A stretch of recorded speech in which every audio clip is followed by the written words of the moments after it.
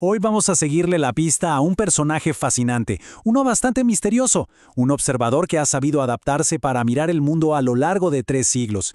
Esta es la historia de cómo el simple acto de observar ha evolucionado, desde las calles de París hasta, hasta las pantallas que tenemos frente a nosotros ahora mismo. Es una historia increíble, vamos a verla. A ver, situémonos un momento. París, siglo XIX. Una ciudad que es pura efervescencia, calles llenas de gente, no todo el mundo corriendo, con un apuro tremendo, yendo a algún lado. Pero de repente, entre toda esa multitud, aparecía una figura que no iba a ninguna parte. Su único propósito, su única misión era caminar y mirar. Un contraste total con el ritmo frenético de la ciudad. Claro, este personaje no era un simple paseante, ¿eh? Era mucho más que eso. Representaba una forma completamente nueva de entender el mundo. Hablemos pues del observador original de la multitud. El nombre que se le dio fue Flaneur. Y ojo, no pensemos que era solo alguien que vagaba por ahí sin nada que hacer, para nada. Ser un Flaneur era casi una disciplina, un método para conocer el mundo. La idea era recorrer la ciudad, sí, pero para vivirla, para observar a la sociedad con una mirada que era a la vez distante, pero súper aguda, muy perspicaz. Hay una descripción que me encanta. Es del poeta Charles Baudelaire. Él lo llamó un botánico del asfalto. Es genial, ¿no? Porque captura la idea a la perfección. Piénsenlo. Un botánico estudia las plantas en su hábitat, ¿cierto? Bueno, el Flaneur hacía lo mismo, pero con las especies humanas que crecían en ese nuevo ecosistema que era la ciudad moderna. Entonces, ¿cuál era la clave de todo esto? Pues muy simple, su poder estaba en la mirada.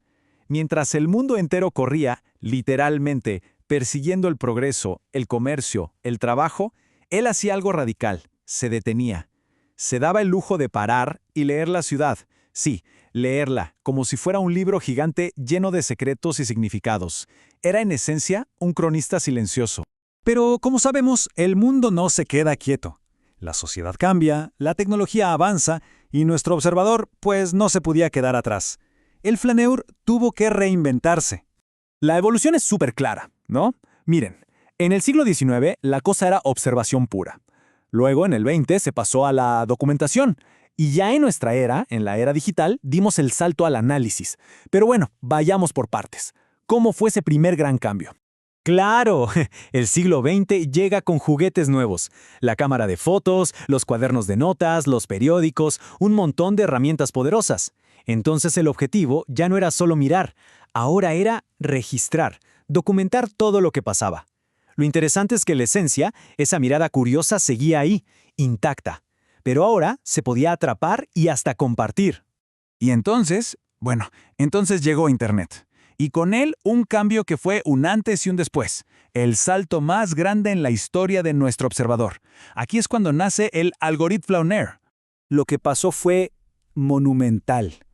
La multitud, esa masa de gente que era el objeto de estudio del Flaneur, empezó a mudarse. Ya no estaba solo en las calles, en las plazas y los cafés. Empezó a juntarse en un lugar nuevo, en las pantallas. Y así, casi de la nada, se creó un territorio completamente nuevo para observar. Miren esta comparación, porque es buenísima. Por un lado, el Flaneur clásico, su territorio, las calles de París, su herramienta, su propia mirada atenta, y su misión, entender la modernidad. Ahora, el algoritmo Flaneur. Su territorio son los flujos de datos, su herramienta, la inteligencia artificial, y su misión, entender una realidad totalmente nueva, la realidad algorítmica. Y aquí está la gran diferencia. Este nuevo observador no se limita a mirar a la multitud digital. No, va mucho más allá. La analiza. Con la tecnología que tenemos puede detectar patrones en esa cantidad brutal de información, ver cómo algunas ideas de repente explotan y se hacen virales, y otras simplemente se desvanecen.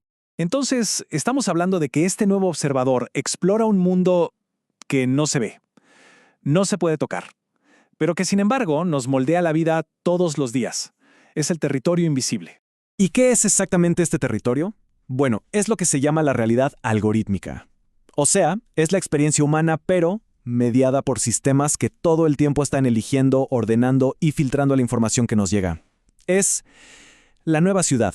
Una ciudad invisible en la que todos vivimos, seamos conscientes de ello o no. Pensemos en nuestro día a día. La mayoría consumimos contenido de forma automática, ¿verdad? Aceptamos el flujo que nos llega. Pero el algoritmo Flaneur hace lo mismo que hacía su antepasado, se detiene. Solo que esta vez no se para a mirar un escaparate, se para a investigar el propio sistema que le está mostrando todo eso. Y aquí es donde la cosa se pone mucho más profunda, porque ya no se trata solo de ver qué hay, sino de preguntarse por qué está ahí. La mirada de este nuevo observador ahora es casi filosófica, es existencial.